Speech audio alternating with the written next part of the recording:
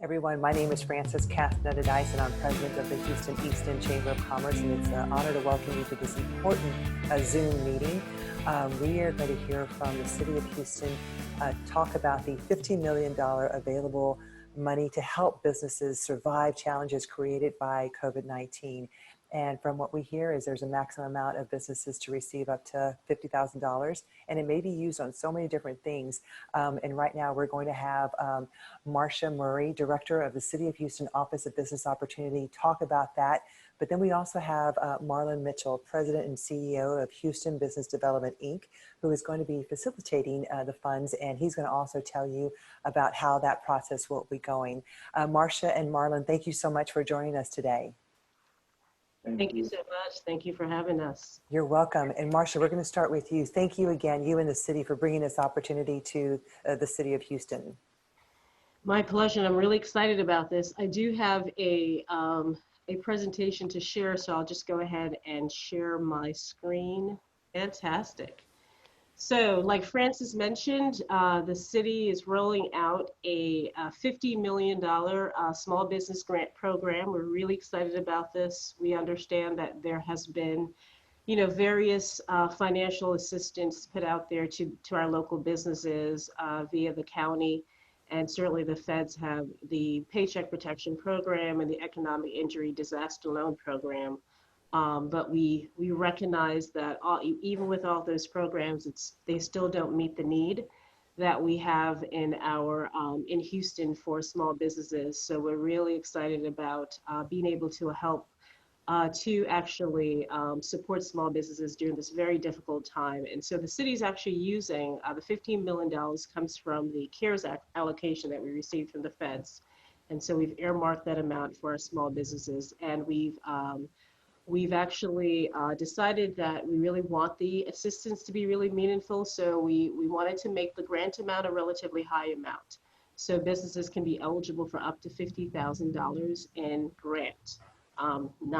Does not have to be paid back. We toyed with doing, a loan forgiveness program, but truly we wanted to get the money out there as quickly as possible to meet the needs as quickly as possible, and also to not make this a cumbersome process that required a lot of paperwork in order for businesses to qualify. So I'll actually review in a few moments the documentation that's actually required for the application process. So who's eligible for this program? So for-profit businesses, and we've also included chambers of commerce. So we recognize the role that chambers of commerce actually play in supporting our local small businesses, and we want to make sure that that service that chambers provide continues to be there as a part of the support and ecosystem for businesses. So we wanted to make sure we carved out, a place in this program for chambers. And so, we're focusing on a couple of things. We want to make sure that the money goes to businesses that really exhibit a significant financial need. And also, we would like this money to be dispersed to businesses that exhibit some likelihood of surviving this pandemic, of being able to actually stay open throughout the pandemic and beyond. And so the program consists of two components. We're providing the financial assistance through the grant, and we're also providing a technical assistance component, which I'll describe in a couple of minutes. So the Office of Business Opportunity helped to create this program, and we will oversee the administration of the program. But like Frances mentioned earlier, Houston Business Development Incorporated is actually administering the program for us, and they will be responsible for marketing and outreach, process and applications using our online platform. They will assess eligibility based on the criteria that we've jointly come up with. They'll be responsible for dispersing funds and facilitating the provision of the technical assistance component of the program. And of course, Marlon can answer any specific questions that you may have at the end regarding their role. So what are the eligibility requirements of the program? So a business must be located within the city limits of Houston in order to be eligible. The business must have been in operation for 1 year as of March 1st, 1 year at least. The business need to have experienced some level of revenue loss as a result of, the closing of a required closing by the government or some related loss as it relates to COVID, but it has to be revenue loss that's related to COVID-19, the impact of COVID-19. We wanted to make sure that, this is a program that's actually going to be targeted towards small businesses. So we did put a gross annual revenue cap of $2 million on the as a requirement. And business must be in good standing with city requirements, taxes, no debarment, and there's a longer list of not too long, but there are just some elements that we actually have to just take a look at to make sure businesses are in good standing. And like I mentioned earlier, there's a technical assistance component to this program. And so the business has to commit in order to be eligible to receive funds, has to commit to the component of the program that's actually going to be focused on providing capacity building services around recovery and resiliency, the ability of the business to be able to sustain itself throughout the crisis and beyond. So the applications for our program will not be processed on a first come, first served basis. Our application period, and I'll talk about that, will span from the 19th of August through September 4th. And so businesses can provide, big process can actually submit an application during that period. We have prioritized as part of the evaluation process to determine who's getting the grant. In addition to the core eligibility requirements that I just spoke about, there are several factors that we've identified that are important to us to prioritize in determining what businesses will actually get the grants. So certainly financial need, but we're also we want to make sure there's an equitable distribution of these grant funds. So we want to make sure businesses that are located in historically disenfranchised communities have access to this funding, that they're not left out of this funding. We want to also make sure that businesses that employ low to moderate income Houstonians also get some priority in this evaluation process, as well as businesses that employ 10 or more people. Just in an effort to retain jobs, you want to also make a special assessment as regards those business. We're also interested in supporting businesses that have been around for a while. Businesses that have been in operation for 5 years or more, those legacy businesses, to make sure that the services and products they provide continue to remain in communities. Another component is resiliency. A business that can demonstrate that they have a recovery and resiliency plan and they have a strong chance of surviving post-COVID. We want to be able to also make that assessment, and that's also an element that we're prioritizing. And these all have different weights. And Marlon, can discuss that a bit more if anyone desires additional information about that. And of course, last but not least, we want to address those businesses that have historically had issues with access to capital, right? They've had challenges in leveraging, traditional sources of financial assistance. Businesses that did not receive PPP or EIDL loans, or actually received financial assistance through the county or any other local programs. We also want to not leave out businesses who receive some level of assistance, but objectively, the level of assistance they received just was not enough. So those businesses are also eligible for grants on this program. And certainly we want to be able to help those businesses that have a high level of revenue loss. And so these different factors are factors that will be weighted in the evaluation process. So what documentation is required? Business tax returns or profit loss statement for 2019. We also we're going to be focused on the second quarter of the year to see what kind of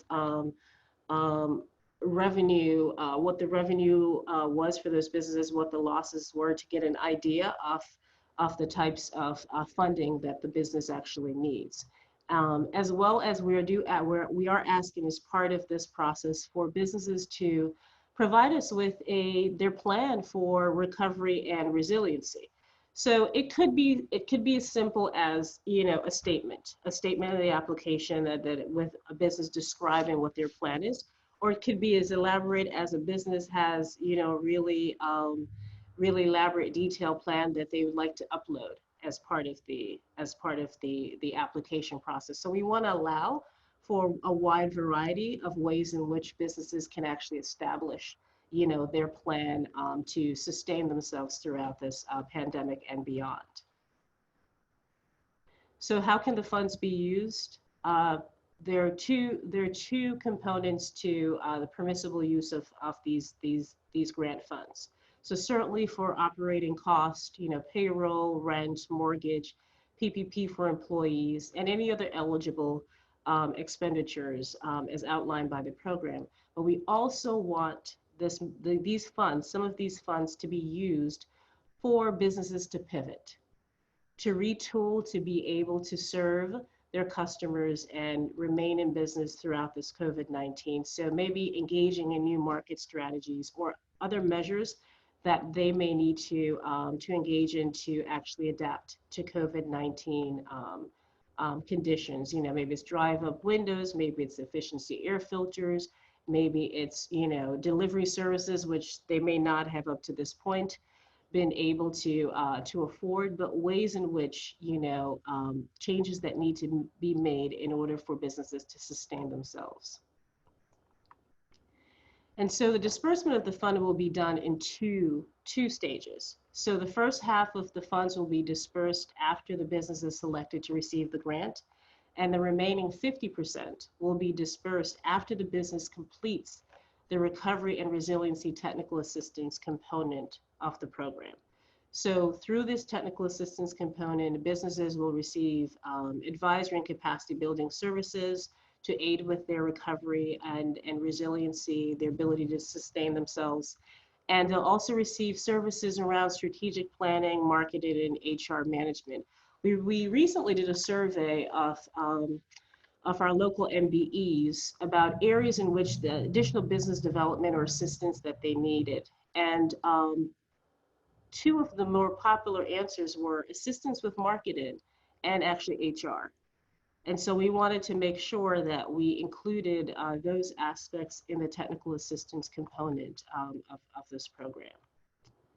And so in terms of timeline, we're moving as quickly as possible. This program was approved on July 29th, and we're able to stand up a application portal next Wednesday. Really excited about that. The application portal will open on August 19th at 8 a.m. and will close on September 4th, Friday, September 4th at 11:59 p.m., just shy of midnight. So that, that's a good amount of time for people to be able to get their applications and all the information that's needed. And so in terms of disbursements, we're expecting that to take about a 2-month period, and all disbursements have to be done by October 30th of 2020 so that we can actually, we can reconcile our records and meet all the federal requirements to make sure that everything is spent by the end of December, so we don't have to return any money to the federal government, because we absolutely do not want to do that. And so that's the program in a nutshell. We'll certainly take whatever questions you may have. So before we go to the questions, Marlon, would you like to explain how you and your firm will be accepting this, and any other tips that you may want to share with us? Sure, thank you, Francis. We are a nonprofit community development financial institution, Houston Business Development Inc. In fact, we were created by the city back in 1986, so we've been administering programs, loan programs in particular, on behalf of the city for nearly 34 years, and have some experience in administering programs such as the Small Business Economic Relief Program for the city, as well as for the county, Harris County. In fact, we're in the midst of administering their small business relief program as well. Over the years, we've administered Section 108 programs on behalf of the city, Business Stabilization Fund, CDBG funded programs, and so we were excited to be selected by the city to administer this program. And we look forward to next week on the 19th. So there will be an online application portal. Everyone will be able to submit their applications electronically. There will be some assistance available to you. If you have questions, there'll be a phone number that you can call where we'll be there to answer any questions as you go through the process. But we believe it's going to be a very user-friendly process that people will be able to submit their applications. The application requirements are minimal, as Director Murray outlined. The hope is that we'll be able to facilitate and help a lot of people with this program. Wonderful. As the questions come in, and again, if you have a question, we will put you on the screen so you can ask your question live. But I have a question real quickly. Pivoting, I think it's so important that you're including that because right now, more than ever, these businesses need to pivot, almost reinvent themselves with delivery options, with online presence, especially with marketing. So how was that decided, and why did you make sure that that was added?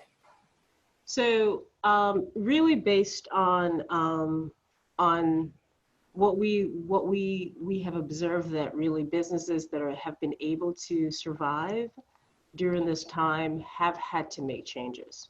And so we wanted to really promote that for businesses that may have been reticent about or maybe just didn't have the resources to be able to retool their businesses. We wanted to make sure that this was a prominent component of the program, to talk about it as such, and to make it a requirement of, of how the money could be spent, because of how important it is to make those changes to survive during this time. Mm-hmm.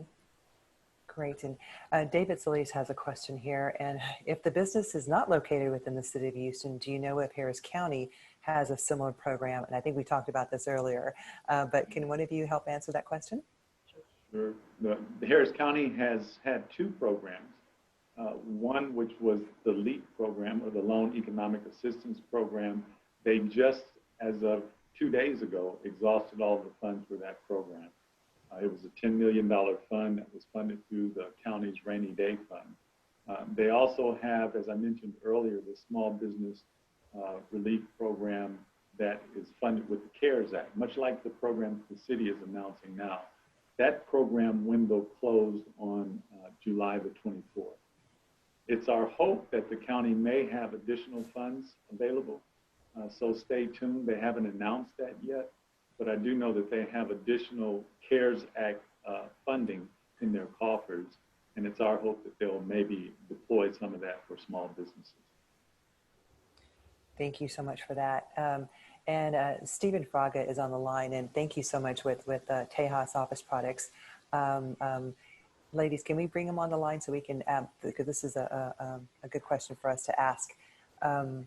But his question is, if companies are larger in sales than $2 million, are they eligible? Is that correct? No, if they're large in sales than 2 million, no, they're not. It's $2 million and under. Great. That's it. Thank you for that. And then it starts next Wednesday, August 19th at 8 a.m. It's not a first come, serve first basis. So can you address the importance of not trying to rush in and flood the lines or the internet, so to speak, that they do have time until the deadline of September 4th? Are there any tips on that so that people aren't fearful that they're not going to get in? Sure. Yeah, I'm glad you raised that point. With the LEAP program for the county, they had over 7,000 applications that flooded in over a period of 28 hours. And it literally shut the system down. They had to shut it down. That was a first come, first served basis. So I think we've learned from that program that we want to keep the window wide. And so you have nearly 2 weeks, over 2 weeks actually, to submit your applications. No need to rush, no need to worry about getting it in. The way that this process works is more like a lottery. So once you submit your application, if you need to upload documents and you don't have them readily available, you can actually log off and then log back on. So you'll be given a user ID and a password so that you can access the application as you need within that window of time. Thank you for that answer. Soledad, we have a question. Go ahead and ask your question. Yes, I would like to know, how would you evaluate the ability of the company to survive in the future? What criteria are you using? To evaluate the ability of the company to survive. Mm-hmm. Maybe to Marshall or Marlon? Marcia, you want me to? Yeah, if you want to take that one, that's fine. Sure. So we've asked businesses to provide us with sort of a starting point, their profit and loss statement, the prior year to the pandemic, and then we've asked them to provide us with documentation showing us where they are currently. That will help us to measure the impact, how they've been negatively impacted by the pandemic. And then going forward, obviously, I think Marcia mentioned this in her presentation, that the funds will be dispersed in two parts. So you get 50% upfront, and then you'll get 50% on the back end. On the back end, that 50% remaining disbursement will be contingent upon your ability to show us that the business is still operating, is still an ongoing concern, and that you have engaged in the technical assistance, which will be in the form of online modules where you can log on, get assistance in terms of that business being able to show that it is resilient, that it has a plan for resiliency. And as Marcia also mentioned, that you'll also have assistance with human resources, with just general business strategizing and marketing.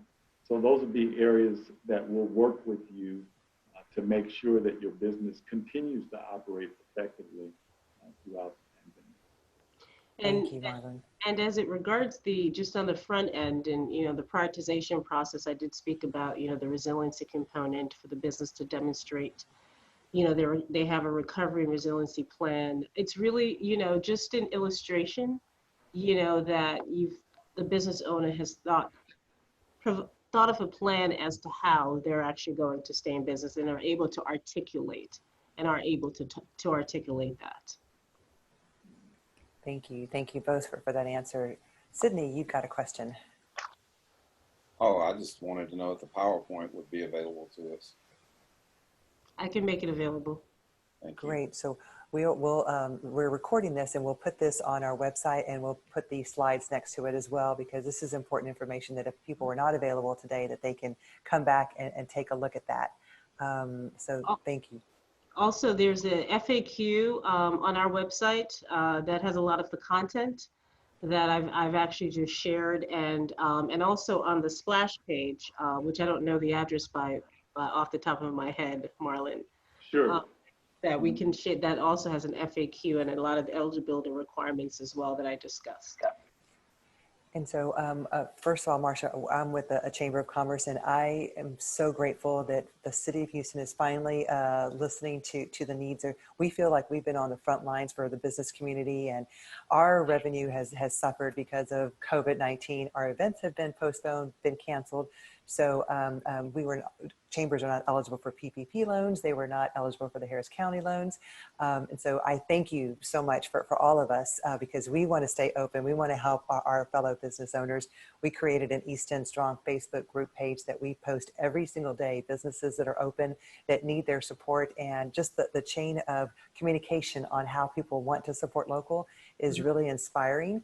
And then every Tuesday we have a business webinar, and I can't tell you how important it is for marketing and HR topics. So that's why I think it's great that you're helping them with those, because this is a totally new opportunity for them to start something fresh. So you guys are being so instrumental in the way that you're approaching this. So I thank you for that. So I think that my assistant director, Lala Morris, just posted the link to the address to the splash page in the chat section. So. Yes, and thank you so much for those of you, and we'll put that link also on our website But copy that, you guys, if you can get access to the chat room. But Soledad has another question here, and it's very important, a very good one. Will you have Spanish customer service to answer any of the questions from the Latin community or any other languages available? Marlon? Marcia? Oh, you want me to take that, Marlon? Yes, yes. So we will have services, translation services in Spanish, in Chinese and Mandarin and Vietnamese. That's good, good, good, good. The website will actually, the web portal will actually be in Spanish. So you'll be able to submit the application English and Spanish, and then there will also be assistance, as Marcia said, Great. for the other languages. Another question here. I think someone is using my name because that's not my question. I think it's one of our coworkers. But if a small business received the PPP loan, are they eligible for this grant? I know you answered this question, but can you maybe answer it again? Sure. Yes, they are eligible as part of the, we wanted to make sure again that, you know, for those businesses that did not receive a sufficient amount of funds via any SBA loans or financial assistance, we wanted to provide a space for them to actually receive funds through this program. Yes, they are eligible as well. We are going to prioritize the businesses that did not receive any funds, certainly a bit higher, but we didn't want to leave out those that had received funds, but it wasn't objectively sufficient. Thank you for that great answer. And Vincent, you're on mute, but you have a great question. Would you mind asking? Yes, please. I was curious. I have a client that has 4 restaurants. Can you make an application per restaurant since they have their individual EIN number? That's a good question. Yeah, it's my understanding that it would be 1 application per owner. It's not a lot of money. I mean, it is a lot, but it's not a lot. When you consider the vast need and how many people have been impacted by the pandemic, so one application per owner. Okay. I have Thanks, one Vincent. comment, if I may. Sure. On the PPP and the EIDL, I understand given preferential teachers treatment to those that didn't receive it.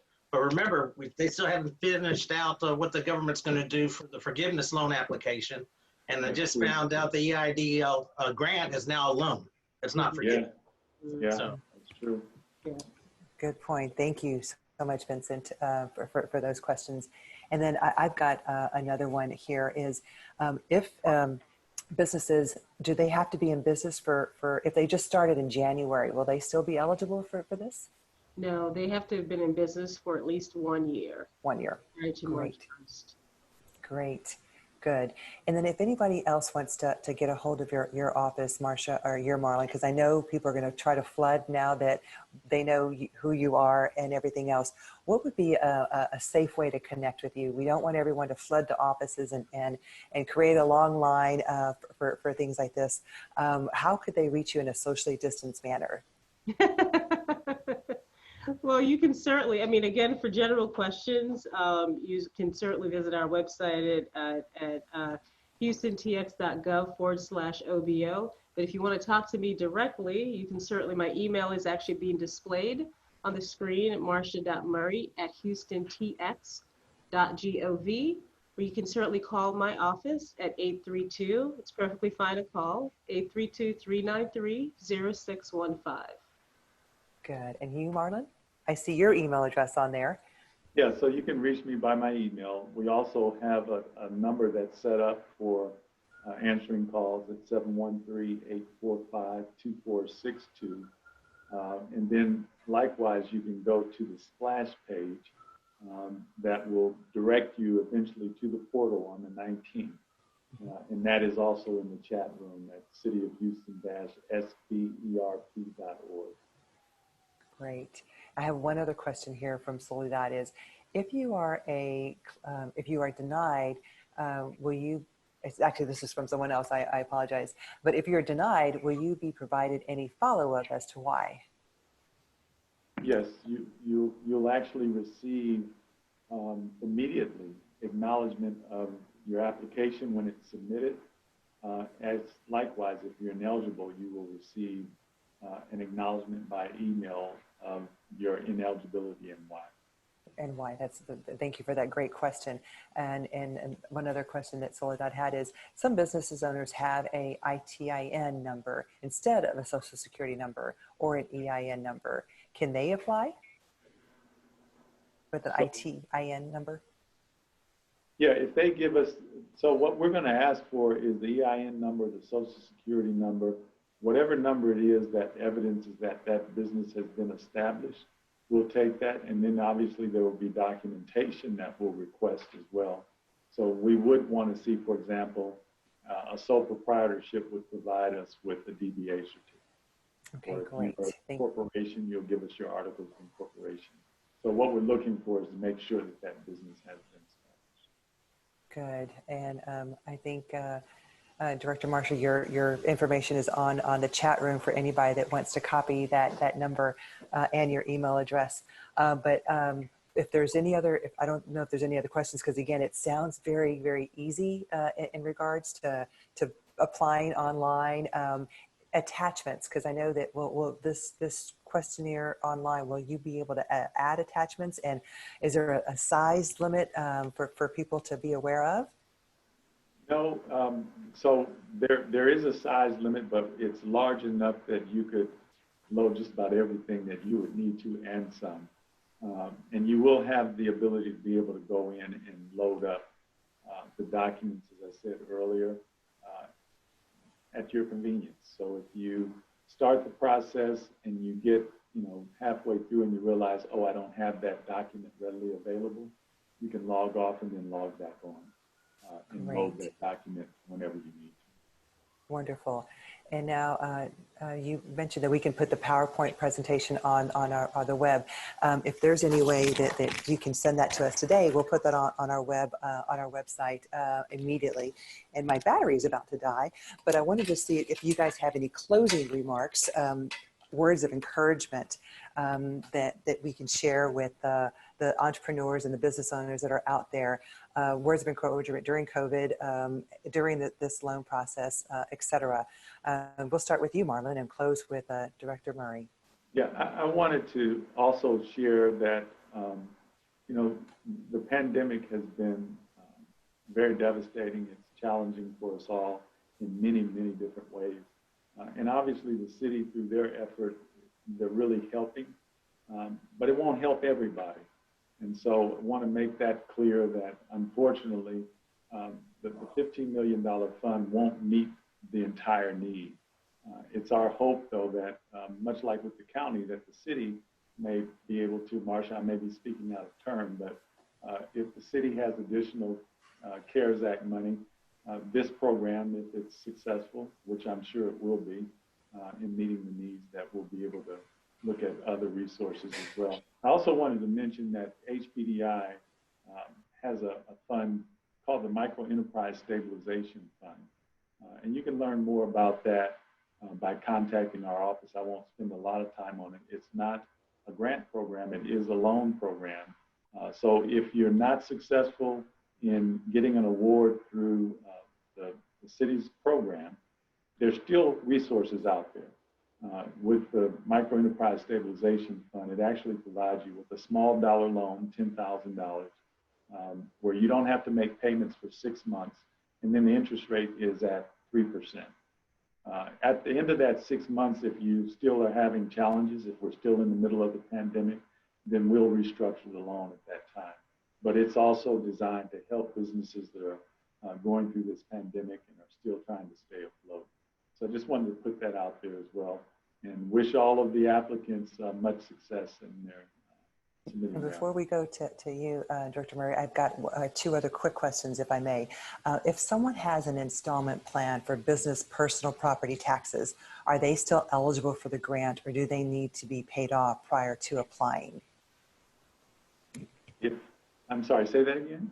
If they have an installment plan for a business personal property taxes, are they still eligible for the grant? I would say yes, as long as they're not delinquent. Okay. If there's a plan in place and they can document that, then yes. Great. And then the last question, some people were denied a PPP loan because they had a negative, not balance, but their P&L was negative. Is that something that's going to be considered here? There's timing is an issue, and there could have been a big expense, but they're still, in business. Yeah. They're profit rather, I'm sorry. Yeah, it's not based upon your cash flow. Okay. So we will look at your P&L, but it's not to determine that, whether you're profitable. To a certain extent, we want to see that your business was operating successfully prior to the pandemic. Obviously, the pandemic hit and a lot of people took a hit. So the short answer is we're not underwriting these as if they were a loan. So we're not looking at your cash flow, your liquidity, and so on and so forth. Great. Thank you for that. And then now I'll turn it over to Director Murray. Any closing words? Because again, you and your department are helping so many people out here. Thank you. So we certainly understand these are unprecedented times, and we might not be able to help businesses in every way. Certainly we're attempting to help via this grant program, but I really want to remind businesses that we created a COVID hub, resource hub on our website back in March, which we update on a regular basis. That really is a hub filled with different financial, technical resources for businesses to kind of help them navigate this pandemic. And there's health information to help employers as well as employees. And so really, I want to just make sure I bring your attention to this hub that we have available to you. We've gotten a lot of hits, but there might still be people out there that don't know about it. But we're really here to help you as much as we can. If there's something that we're not providing that you think that we should actually incorporate into some of our services, we're happy to talk to you about that. We want to hear from the community. We want to hear from the business community about your needs. We're here for you. Thank you. Thank you so much, both of you, for joining us on a Friday afternoon. But that's how important this is, and that's how dedicated you two are to helping all of these small businesses. So we will put this on our website for those of you, because I know we've had some people come in slowly. We'll have this on our website and the PowerPoint and the contact information. I wish you both a great weekend. We are going to sleep well because Wednesday and throughout the day, we won't rush it. Please don't rush the site immediately because it's not on a first come, first served basis. Make sure that you tell all the other businesses, owners out there, and we just wish everyone a great weekend. Thank you and stay safe. Bye-bye. Bye-bye.